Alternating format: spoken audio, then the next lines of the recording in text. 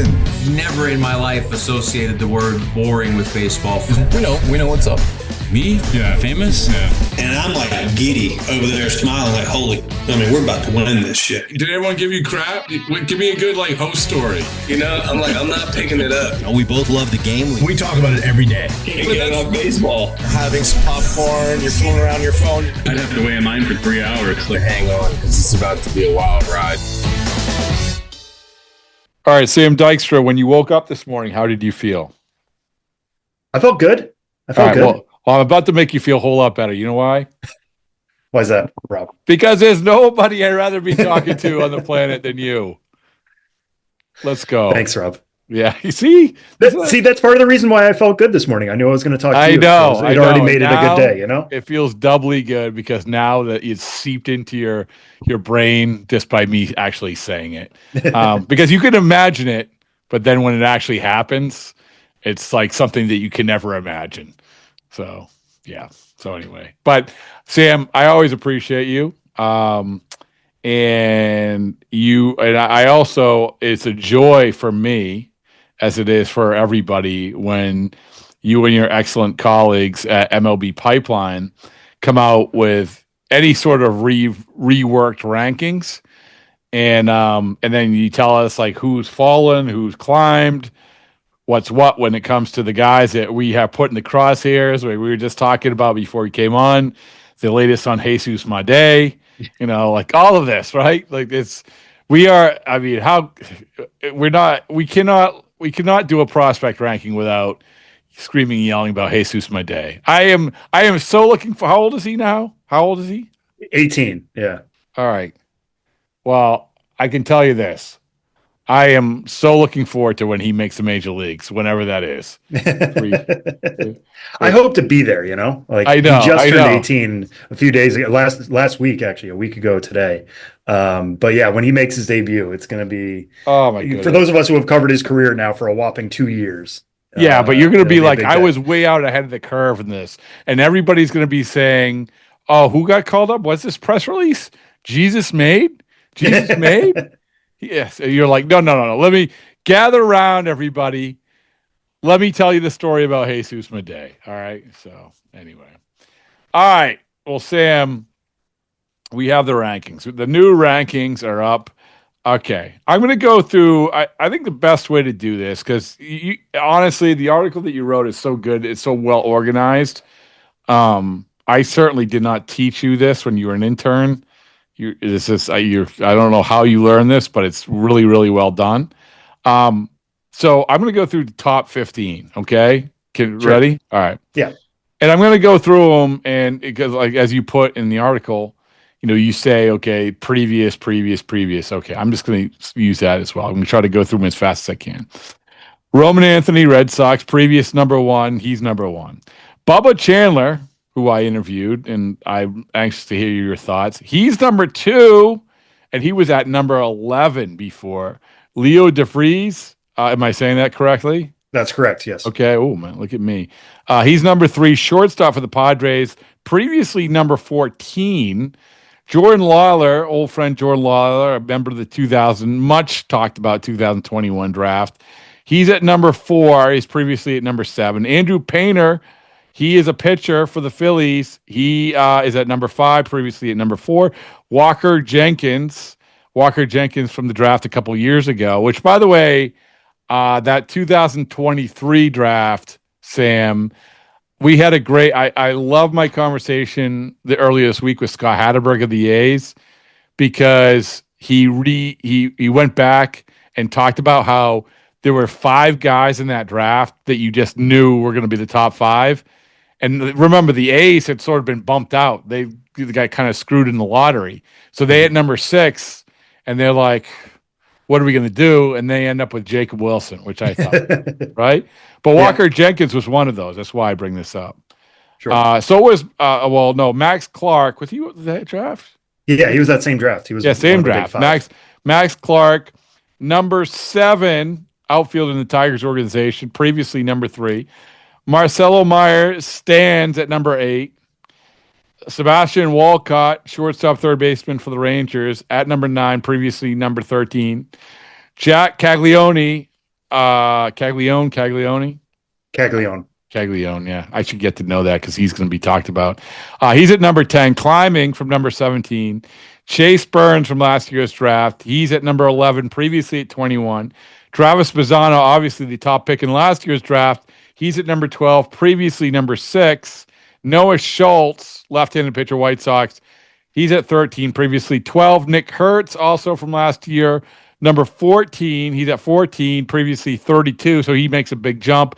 And the just promoted Dalton Rushing, catcher, outfielder, Dodgers, at 15, number 25, previously. So, all right.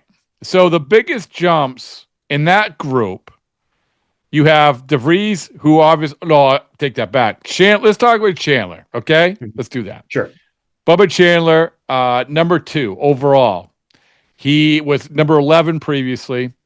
He is a guy who was a two-way player, decided only to become a pitcher in the Pirates. And now you dare to dream. Oh, my goodness, Pirates. You actually have a really, really good rotation where you have Skeens and you have Keller and you have Jones and you have, who am I missing? Well, now Chandler. Chandler on the horizon. Right. Tell me about Chandler. Tell me about Bubba Chandler.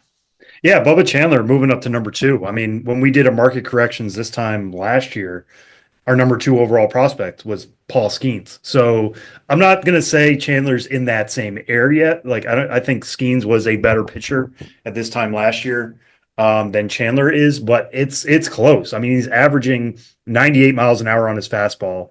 He's got a changeup in the low 90s that can get whiffs too. And he's got a slider and a curveball. I mean, he's been working on, like you said, since moving from two-way status to full-time pitching status, the athleticism has always been there. I mean, we didn't even mention he was recruited to be a quarterback at Clemson. Yeah.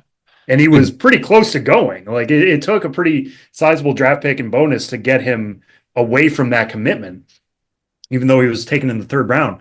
So he's putting that athleticism together at the right time. I mean, that slider's a plus pitch, changeup's an above average, fastball's right there. And he's touching triple digits.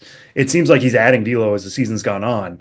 So if you look at all the pitching prospects in the game, you combine kind of the same thing with Roman Anthony, right? Like he's basically major league ready. He's rounding out some stuff, but he's doing it at the top level. Chandler's doing that too. And he's doing it at just 22 years old.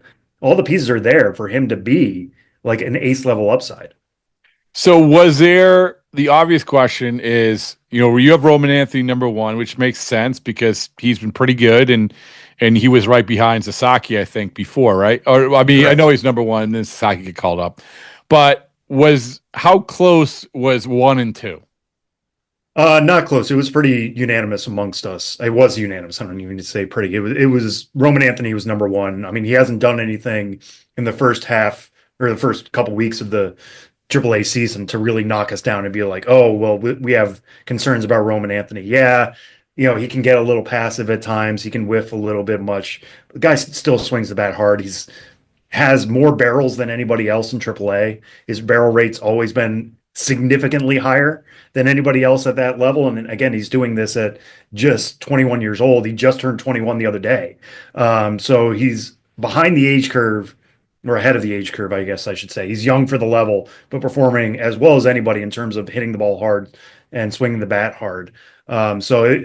Given the difference in how you evaluate pitching prospects, and we know that injuries could happen at any time for pitchers versus a position player who's going to play every day, Anthony always had the leg up.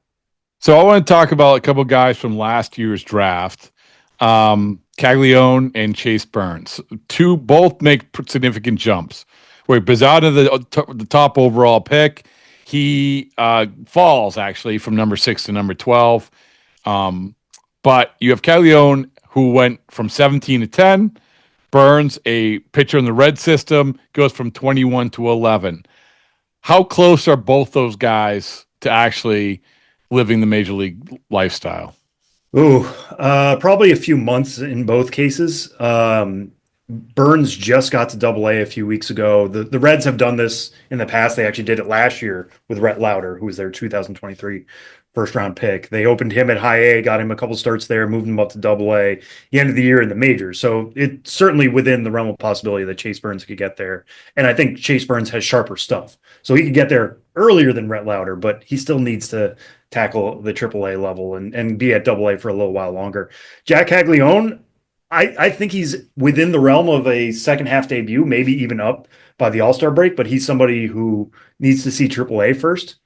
But the biggest concern we had about Caglione coming into this year was his chase rate. I mean, you look at University of Florida, some of those at-bats, he was hitting Titanic homers, and he's still doing that.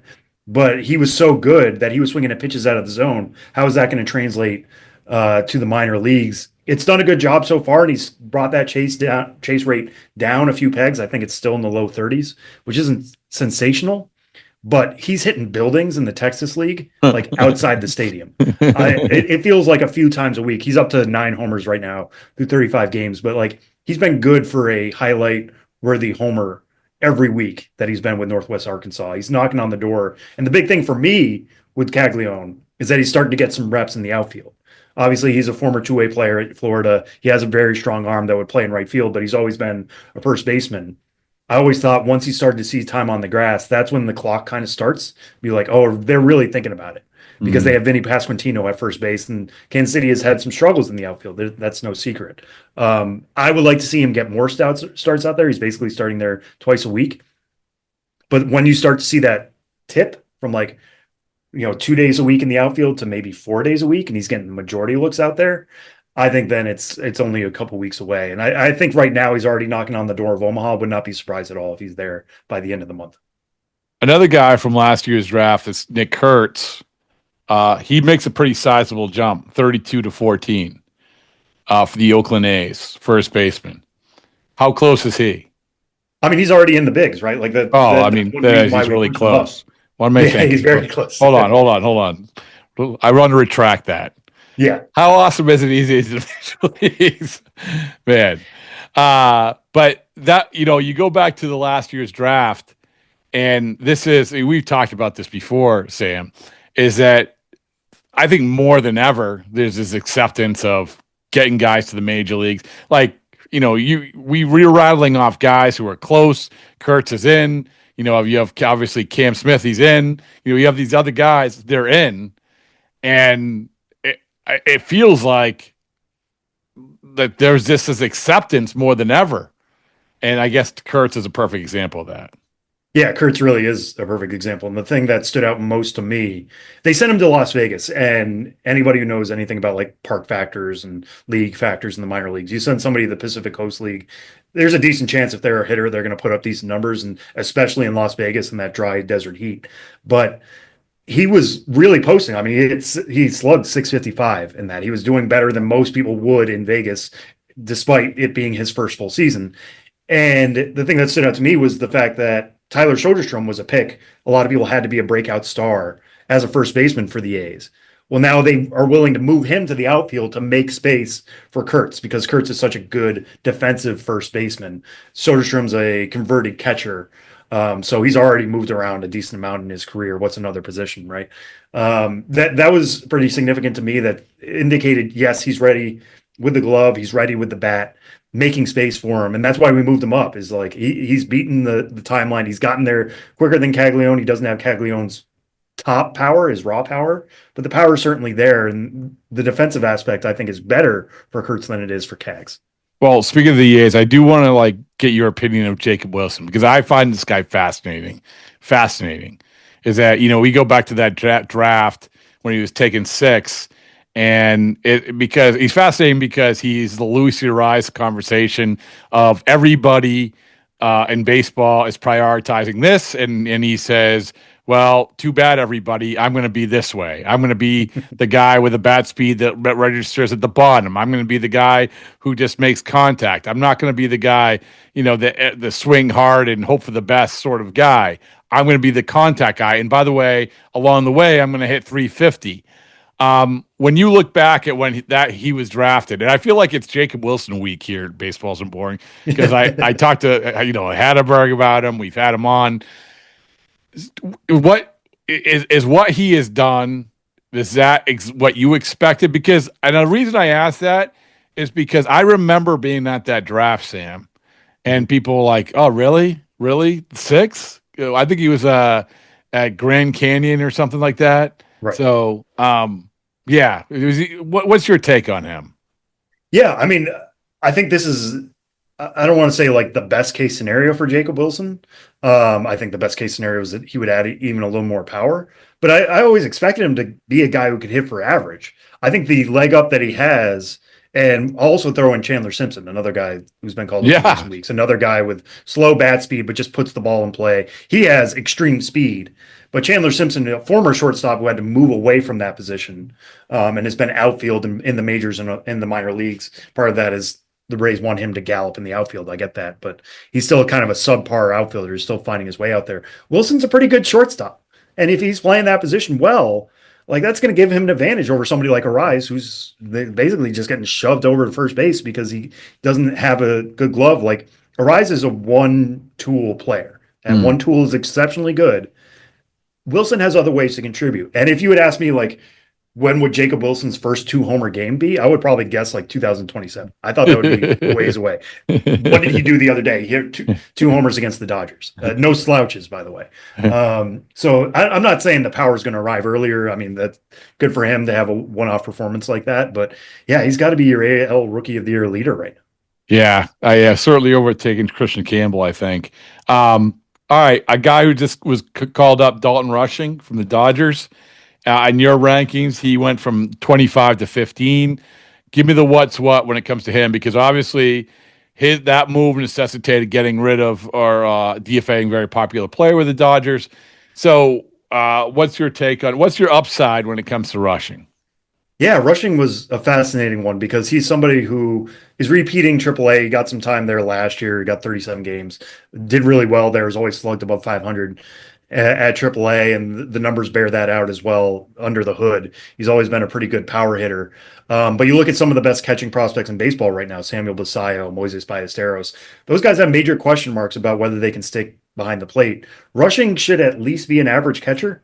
Especially compared to those guys. So that's why we moved him up to be the top catching prospect in baseball. Now, he had moved around with Oklahoma City. He started to see some time in the outfield. He had seen a lot of time at first base, actually in May before the call-up, but he's not going to knock Freddie Freeman off.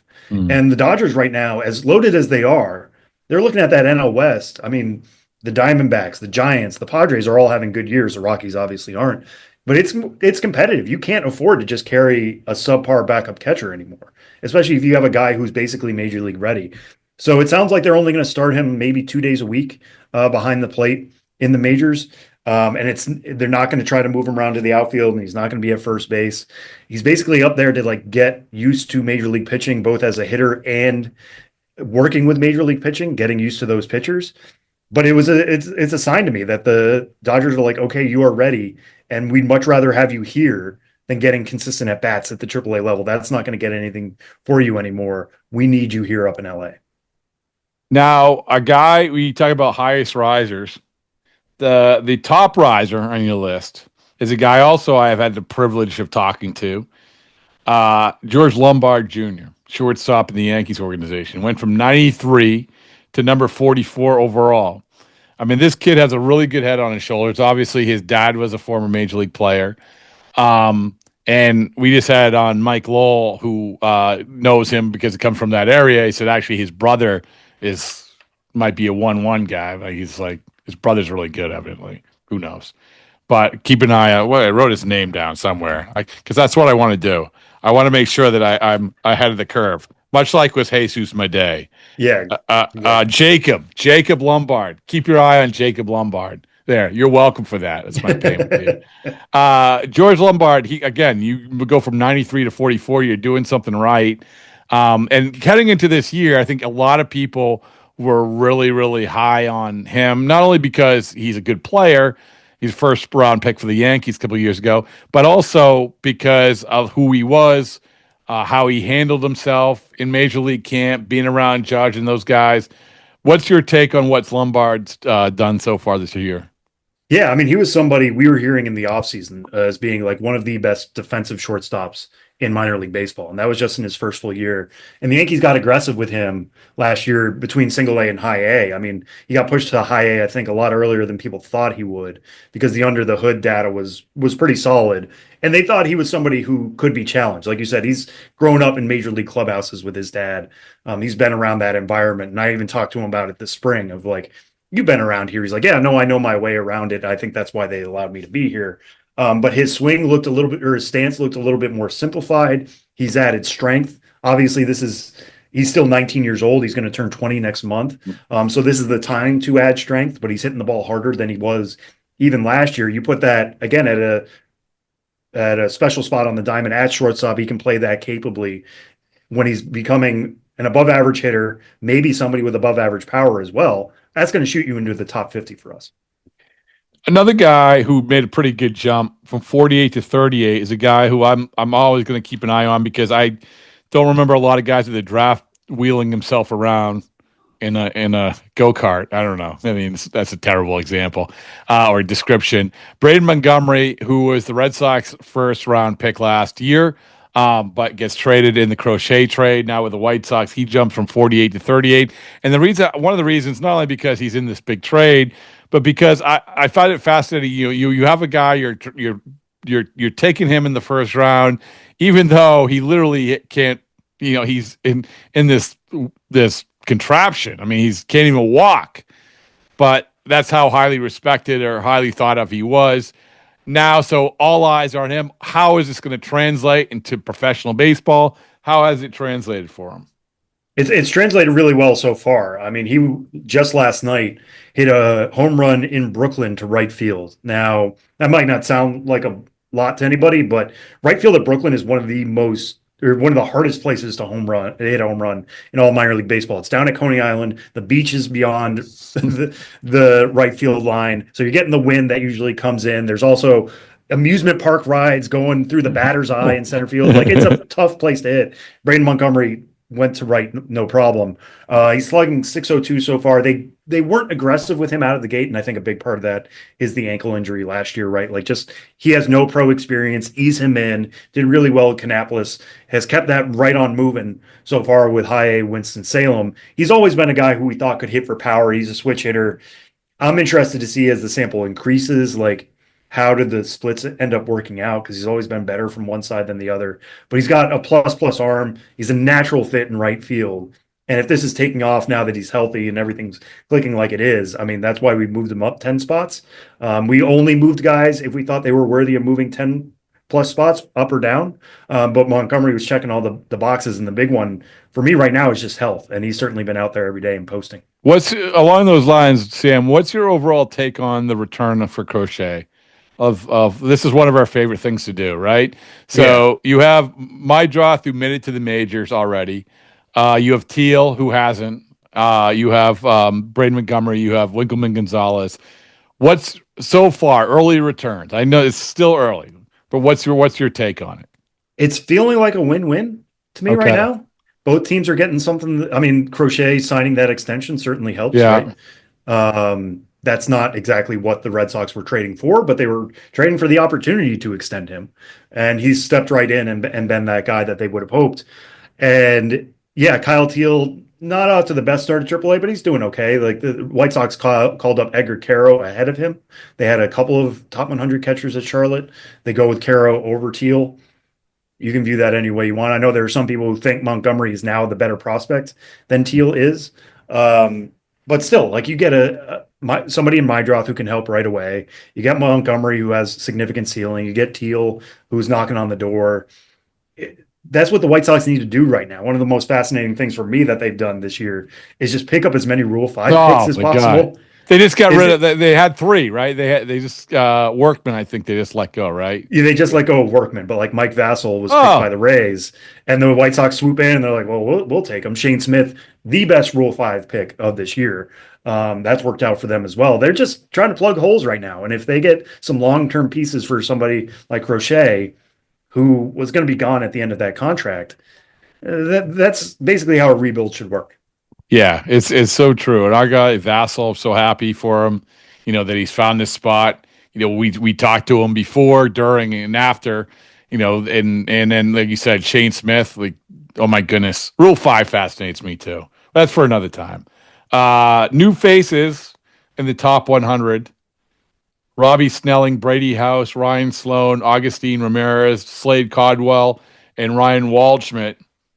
Which one do you think? Here's a fun game. Spin the wheel, Sam. Which is the one that's going to take the biggest jump, you think, now that they're tasting this life of being in the top 100? Ooh, that's a good one. Well, Augustine Ramirez is probably going to graduate pretty soon, but he's somebody who's hit the ball incredibly hard for the Marlins, former Yankees prospect. Some major questions about whether he's going to be a catcher long term, but the bat is certainly translated. The one I like most out of this group, and I know he's ranked third out of our group of additions, but that part of that is him being so young, is Ryan Sloan. Second round pick of the Mariners last year, after Jurangelo Senja, who's made tons of headlines as a switch pitcher. Ryan Sloan, 2+ pitches in his fastball and changeup, sliders above average as well. 6'5", so there's tons of size to dream on. He struck out 23 batters in 20 and third innings so far to begin the year. I think he's only going to grow on that as things go along. There's really good upside here for the Mariners. And as we know, we look at that major league rotation, they do a really good job at developing arms. It's going to be a longer road for Sloan than it is for Senja, but I think Sloan could be one of the best pitching prospects in baseball by this time next year. Man, Mariners going to trade some of those guys, man. They probably will, yeah. I think they have 9 top 100 guys on our list now. Yeah, well, we just had on, Sam, we just had on Jerry Dipoto. And I said, living that life for him is like so good right now. Because not only you talk about like their farm system, not only you talking about like they're doing pretty well this season, but then you have the third overall pick, with the most money to spend. So, I mean, good for you. Good for you, Jerry Dipoto. And you were just on baseball's and boring. How do you mentioned the Marlins. How do you think that, the Luis Arraez trade has come and gone, right? That anniversary has come and gone. So that made me look back at that trade. And to be honest with you, it hasn't been great numbers-wise for the haul of the Arraez trade. They got 4 guys back. I don't think any of them have really jumped. But I'm just anxious overall in this Peter Bendix shock and awe, we're turning everything over first season. How do you think they're doing in terms of the guys that got back in all these deals? Yeah, I mean, Robbie Snelling is somebody who we added to the top 100 now. He used to be on the top 100 when he was in the San Diego Padres system. It wasn't part of that Arraez deal. That was part of I think it was the Tanner Scott deal. Yeah, Tanner Scott deal last year. He was somebody who looked like he was stalling out at Double-A last year, and this year he's added a little bit more velocity. He's still plenty young at 21 years old. He's going to be 21 for the entire summer. But adding that velocity back, he's got like a slider curve kind of hybrid type breaking ball. He's had that since he was drafted in 2022. That's pretty effective as well. But adding that velocity allows us to put him back on here. There's some interesting guys at the top of this list for the Marlins. I mean, Davison De Los Santos, like Augustine Ramirez, hits the ball as hard as anybody at AAA. It's just he chases a lot too and has some defensive questions. Noble Meyer, he's like clinging by his fingernails onto our top 100 right now. He's somebody who was there. Yeah, 2023 draft, right? Yeah, the 10th overall pick. Thomas White was another 2023 pick of theirs. Clearly their best pitching prospect and overall prospect, and one of the best left-handed pitching prospects in baseball. He's kind of lapped Meyer as far as that goes. Meyer's struggled with velocity. I still like the slider. It's still getting a decent amount of whiffs, and there's stuff to dream on there for him too, being 6'5". But he's kind of coming down. This is not, I would say, a top 10 system in baseball quite yet. But there are some interesting pieces, and getting guys like Snelling to climb back up, and Andrew Salas, brother of Ethan Salas, was their top international signee. They pushed him to Single-A Jupiter straight out. They did not move him to the Dominican Summer League, Florida Complex League, any of that. He turned 17 in March, and he's already at Single-A ball. There's still some questions about power that hasn't really come through at all, but he might be a top 100 guy for us by our next update. We'll see. So it's a more dynamic system than it was. It's not one of the top ones yet that you kind of need the Marlins if this is going to be like a true successful rebuild. It's not there yet. Yeah, well, I mean, I was talking to a GM and said, "Hey, listen, I give him a lot of credit for ripping off the Band-Aid like right away. Bendix obviously ripped, and the ultimate rip of the Band-Aid was the Arise trade on May 4th. But you better hit on them. Like you better hit on these guys. And I know it's early, but still, the fact is, right now, using the Arise trade, right now, doesn't look like any of those guys are going to be dynamic. But it's early. Who knows? But there's a couple on the biggest droppers. You mentioned Meyer. I always remember him from the draft, high school pitcher for the Marlins. He went from 76 to 98. But a couple middle infielders who have always been on my radar, Carson Williams and Tamar Johnson. Carson Williams, we got a chance to talk to. Actually, we've talked to both these guys. Carson Williams goes from number 5 overall to 24. Now, and I think we were at the same game, that breakout game, the Red Sox Rays game. He hit a home run that game, I think, too. Carson Williams. Did. Yeah, right. Everybody hit a home run. Everybody who you paid to see hit a home run, one to hit a home run, they hit a home run. But great arm, obviously great fielder. But he goes from 5 to 24. That's a pretty big. I mean, you talk about guys at the top, in top 10 to drop to 24. What's been going on there? Just not hitting? Yeah, I mean, the question we've always had with Carson Williams is everything else is there. The power is there. The speed is there. The defense is certainly there. I mean, he could win a Gold Glove in the major leagues in the next 2-3 years, no problem. It's whether the strikeouts were going to be manageable. Now, the Rays have always said, every time I ask them about how do you feel like Carson is trending, they're like, well, he's not somebody who played a ton of baseball in high school.